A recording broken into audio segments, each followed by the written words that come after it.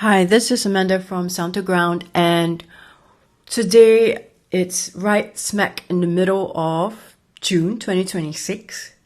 It's great to have a half-year review for yourself to see what have you achieved and what is happening in your life and what has been going on for the past 6 months.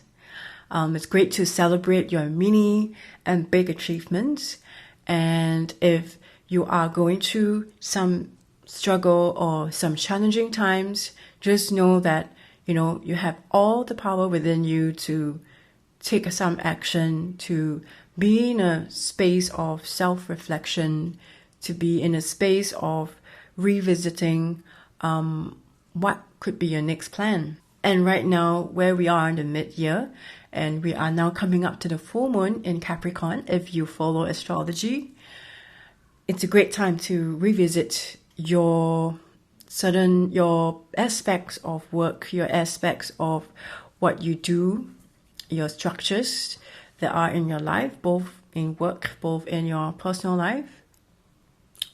Think about 2020, when the world just started to come into a full halt, like stop. There's this whole chaotic reset point that happened when COVID happened, when the lockdowns happened, when all of our lives were turned upside down. We had to learn how to pivot in the many areas of work and life and our lifestyle. And in there was so much anguish that we have experienced, so much fear, so much anxiety, and so much was playing out in the wider world as much as it was for our inner worlds and in our environments and in the families and in every situation that we had to confront those parts that were just flaring up and exploding in front of us. And all of that comes back now. It leads up to right now 2026, where it's also yet another opportunity for us to consciously see how have we been actually from 2020 all the way to 2026. What have we been through that you had to rebuild, you had to relook into the different parts of your life to reset some ground. There was so much destruction, there was so much hidden power that were being exposed, and it really marked a very pivotal time for us, for us as human beings, I would say. And we had to be forced into this very deep, painful process of restructuring the way we work, in the way we live our personal lives, and how we are relying on certain systems at place in the government structures, in life, in what we choose to believe in or what we choose to put our agency in. And therein lies, to a more personal relevance on that, is whatever situations you have in life, whether in your interpersonal relationships, in your work partnerships, in your friendships, in your familial relationships, things, I do believe it has shifted for a lot of us, and there has been a lot of disruptive energy that has been surfaced since 2020, and a lot has been unraveling. And that is to say, there have been a lot of unfortunate issues that happened across humanity in the past couple of years. But I have to say, in 2026 midpoint, and we are moving into this full moon of illumination, right? It's about coming into that awareness of the full light of an understanding, a deeper understanding that gives you this window into peeking into how are you creating your foundation, your structural foundation in life, in the ground that you set for and create for yourself to do life. And perhaps it's a time that we can relook into how you can reinvent that. This is an invitation to take all the lessons from the past 6 years and build better, durable, and more independent foundations, and just unshackling from the chains of things that don't serve us well, the chains of toxic stuff that shows up in our own limiting beliefs, in our own weaknesses, in our own vulnerabilities, that if you so-called choose to acknowledge them with tender care within yourself, and also just unshackle from the toxic behaviors of the people around us or the situations around us, that it's not going to serve you well in life moving forward.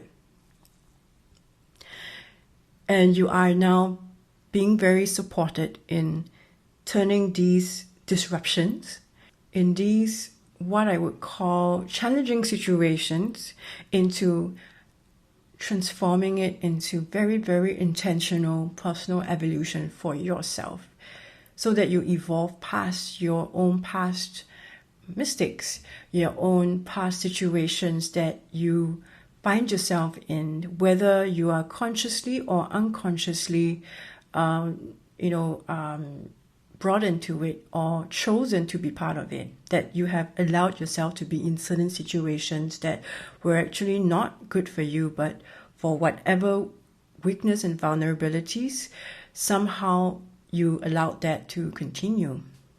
So we would have that opportunity to revisit this very deeply within ourselves, in how we want to put ourselves into the world, how we shift our own pains and struggles and vulnerabilities into superpowers, I would say, into strengths that will build and will contribute to that brick by brick foundation that we are always just in the process of building.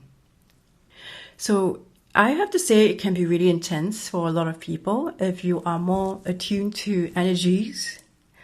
It's a very dismantling point in lots of, I wouldn't say sudden, but I would say it's almost like there has been an illusion, right? Or you have been disillusioned in certain scenarios, situations, or certain dynamics that you thought it was something else, but it turned out to be an entire different thing altogether. So this is the time of the dismantling. This is the time of the shadows of yourself, the shadows of people being shown. And this is where the light, in allowing the light to shine at the places where the shadows are, to be brought out into the surface for reckoning, and if it's something that you have to face for yourself, it's something that you need to hold so much tender space for, and really hold that space in your own truth, no matter how painful it is, no matter how disappointing it can be, but owning to those emotions for yourself, owning the stories of yourself, and having that, taking that internal accountability and responsibility in the way, at least in your own version of your part to it, is one of the first steps that you claim the power back for yourself. Owning your stories, owning your emotions, and not judging yourself or criticizing yourself, and holding that tender space is a very, very important, and I know it's painful, part to and process for you to ground into, because only then the next step of healing can be opened.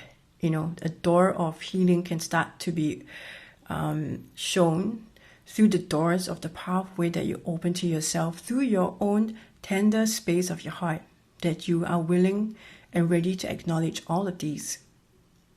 It will be really clear what is showing up for you, that it's not going to be in alignment to your values, and where you would like your life to be.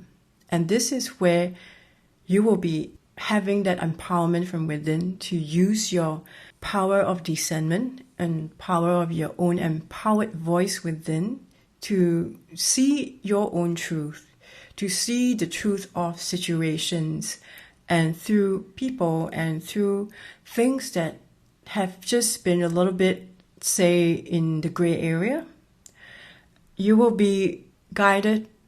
It will be shown to you in very miraculous ways, certain truths of situation, because there is so much light that is coming into the world right now. There is so much divine light that is shining through the world, through humanity. And it is where all the shadow stuff of people's traumas and hurts and the spaces that we don't quite really want to visit and perhaps feel ashamed about, feel guilt about, that we tend to want to hide it in the closet. The closet is going to be blown open, or probably has blown open. And this is where we're at. We need to be really strong and courageous and facing up to what it is for you. The turning point here is a very powerful one, because it begs this question of why are you doing what you are doing? Whether is it a project that you're embarking on, that you're going through, and you're just questioning why you're doing it. Are you doing it for the clout? Are you doing it for fame, for fortune, to get rich?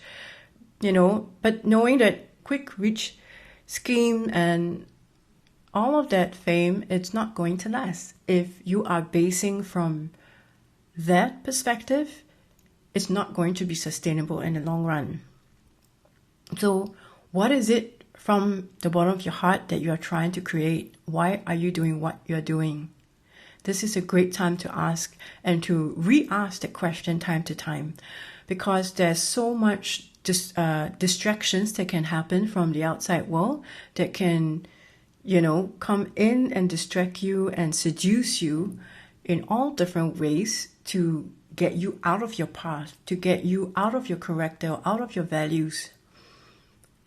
So just be in alignment or be in a clarity of what are your values to begin with, and to constantly check in whether your actions are actually following through from the space of that value that you hold, or are you starting to shift out of your integrity because of a certain enticement of something else from the outside world that's pulling you away from your core. This will be the time that things like these will be shown to you, and you will be challenged. You will be challenged to look within and to also know that who you are now, it's not the same version of who you are 1 year ago, 6 years ago, 10 years ago, 20 years ago. You have constantly evolved, and you are now being shown from a whole mess and noise of the world what could be for you. What is it that you have learned and survived, and how can you step into a space of thriving and rebuild your life differently? Things that you have been rebuilding from within, how are they now represented into the world? There's so much profound relationship between your inner environment in your mind and your heart and what you think, what you feel, and in your outer environments, in how you project yourself out into the world and how you show up into the world, in the work that you do, in the conversations that you hold, in how you hold your presence, and vice versa, how the external environments are going to constantly influence your inner thoughts as well. And more often than not, I think we do trip up a lot of being influenced by the outside world or people's opinions, and thinking that we need to be what we see on things like social media or in the mainstream narrative, that we need to be, that's the standard to hold towards too. But it cannot be further from the truth that we are all very different. We are all very different creatures, and you doing it, if it works for you because it comes from that truth of within your core, that, yeah, that works for me from that very authentic ground, go for it. But to just do something because everyone else is doing with no substance on your own to hold, that's a different point. And that's something to then look into within yourself to see, wait, what is that coming from? What's that lack is coming from? What do you not feel confident within yourself that you have to give the power away to allow society to depict what you should be? So building things within you and around you with utmost honesty with yourself is going to be really important as we move forward. And in this context, it's also rebuilding, restructuring, refining your identity. If you are at a crossroads that perhaps, you're just going to be a completely different person, right? From A, you're going to go to B. From previously having super long hair, you're going to have a super short hair. That's fine if it really helps into putting into the action to your next identity that you want to build that is true for yourself. I tend to focus a lot on things like letting go, because there's so much things. There's the world. The world has conditioned us to want so many things, to become so many things, without actually teaching us or sharing with us. There's actually a process that happens first before we bring in and be what we want to be. We need to release our old stories. We need to strip away and declutter roles, expectations, or definitions that perhaps you once held or it worked for you at a certain point of time, but now no longer fits. You're fitting yourself into the clothes that you wore when you were, say, 10 years old. You have grown, you have outgrown that 10-year-old self, that 20-year-old self. So you need to create the container that you are going to be able to step into with comfort, with ease, that is malleable. It can be stretched, it can be shrunk, it can be expanded the way you need it to be. We are stepping into a very, very different space in time now, that you have the power to create your own reality. What you focus on, you become more of. And what you start to keep building on from that place of real, authentic genuinity, it's going to get you to a place where you will be fully in your power, because you will step into a version of yourself that is not driven by pressure, not driven by coercion, manipulation, not driven by the external pressures, but by your own truth. This is a return to who you are truly. You're just arriving into that space within your heart, within your body, within your spirit of who you have been always, that we've been loaded with the dust of society, that we have to start to clean it up. We have to clean up the dust and vacuum the dust from layers of conditioning from our environments to really see the gem of who we are. It is time to claim back the power that you have knowingly, unknowingly, consciously or unconsciously given out to people, places, situations, for whatever reasons. We all have gone through different experiences in life. We all have different ways of coping mechanisms. We all have, certain traumas that we experience from young or from different lifetimes and past lives, if you believe in that. And all of that influences our ways of being, in our ways of unconscious, I would say, reactivity to things. Once you are able to work through that, be aware of that, and work with a professional, a trusted professional that continuously gives you that safe space of that environment to explore that, I would totally encourage that. Then you are in a very, very good space in debunking these false narratives that you have been given by others, or even false narratives that you give yourself.